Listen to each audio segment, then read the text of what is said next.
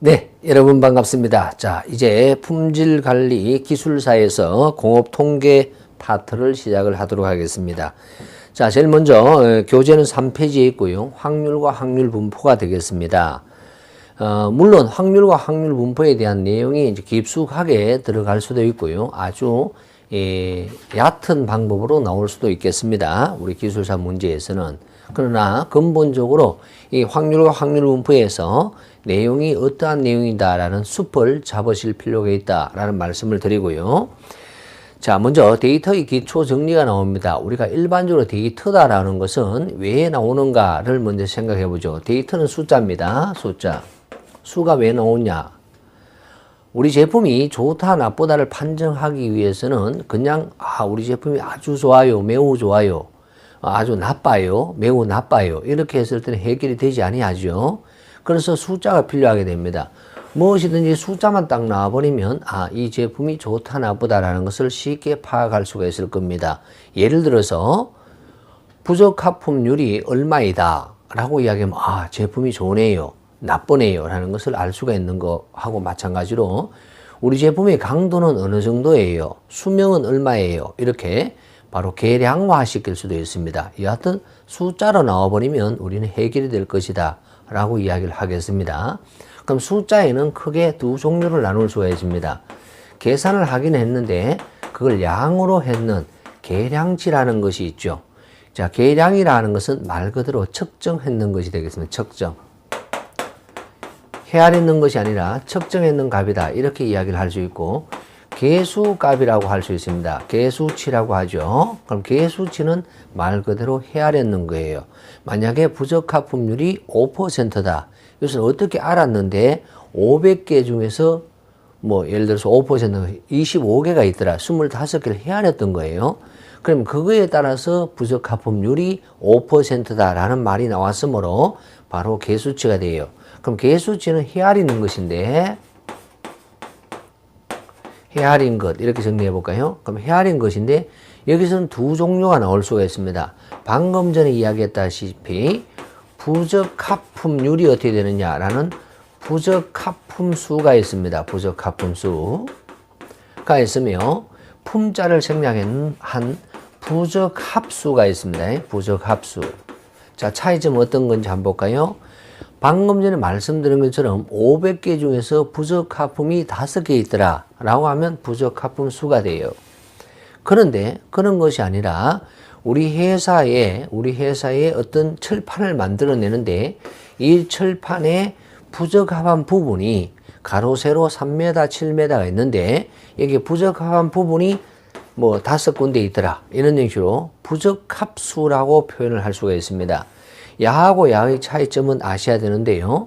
바로 부적합품 수는 내가 몇 개를 검사를 해본 결과 부적합품이 몇 개이다. 그럼 반대가 있습니다. 양호품이라는 것이 나오죠. 이 반대라는 양호품 수가 몇 개이다 라고 이야기를 할 수가 있겠습니다. 이렇게 되면 반대가 있는 경우는 부적합품 수가 되지만은 흠 또는 결점 이런 것이 피놀수 일반적으로 이야기하는데 이 칠판에서 흠이 5군데가 있어요. 그럼 흠이 아닌 곳은 몇 군데가 있습니까? 해결 불가능합니다. 그렇죠? 예, 그런 것처럼 반대가 없어요. 야는 반대가 없는 경우는 우리는 부적합수라고 정의를 하게 되는데, 이것을 다른 말로 표현을 한다 그러면 앞서 이야기한 방금 전에 이야기한 것처럼 결점수 또는 흠의 수, 우리 공장의 사고 건수, 지금 말씀드린 이 모든 내용들은 어떻습니까? 반대로 표시할 수가 없다라고 이야기를 할 수 있습니다. 그래서 바로 계수값에는, 계수치에는, 계수값에는 같은 말이 되겠고, 부적합품수와 부적합수라는 두 개로 구분을 할 수가 있으며, 계량치, 계량값에는 바로 측정했는 연소값입니다. 측정했는 값이 하나만 표현을 할 겁니다. 그럼 여기에서 사용하는 바로 확률을 구할 수 있을 것이고 분포가 나오게 되는데, 그럼 여기서는 어떤 분포가 활용이 될까요? 이런 생각을 할 수가 있는데요. 가장 대표적인 것이 뭐냐면 우리는 정규분포라고 합니다. 정규분포. 그 다음에 나중에 되면 검정과 추정이라는 이런 것들이 나오는데, 그러면 바로 정규 분포에는 평균과 표준 편차라는 것이 반드시 존재해야 됩니다. 자, 이렇게 정리해 볼까요? 평균. 좀 있으면 배울 거예요. 뮤가 나옵니다. 다음에 표준 편차 또는 분산, 시그마 제곱이라고 이야기를 할 수 있습니다. 반드시 정규 분포를 사용하기 위해서는 반드시 평균과 분산이 있어야 됩니다. 평균과 분산. 반대로 분산이 아닌 뉴트럴한 표준 편차가 있어도 되겠다라고 말씀을 드릴게요. 다음에 T분포라는 것이 있습니다. 그럼 T분포의 정의는 어떤 개념으로 되어 있느냐라고 했을 때 평균이 얼마이고 다음에 야를 모르는 경우에요. 즉 분산이나 모집단의 분산, 표준 편차를 모르는 경우에 바로 T분포라는 것이 있습니다. T분포로. 다음에 자 뒤쪽으로 가게 되면요. 또 한 개의 분산을 검증하는 카이제곱 분포가 있습니다. 카이제곱 분포.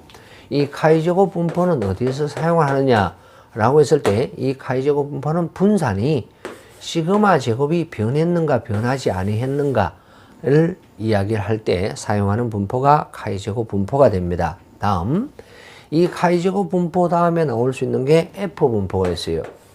F 분포는 기본적으로 가장 많이 사용하는 것이 DOE, 즉 실행 계획법 파트이고, 야는 두 집단의 분산, 그럼 분산이 두 개가 있어요. 시그마 A와 시그마 B가 있다. 즉 시그마 A 제곱과 시그마 B 제곱이 있다. 이 두 개가 서로 차이가 있는가 없나를 검증을 할 때 바로 F 분포를 사용하게 됩니다. F 분포.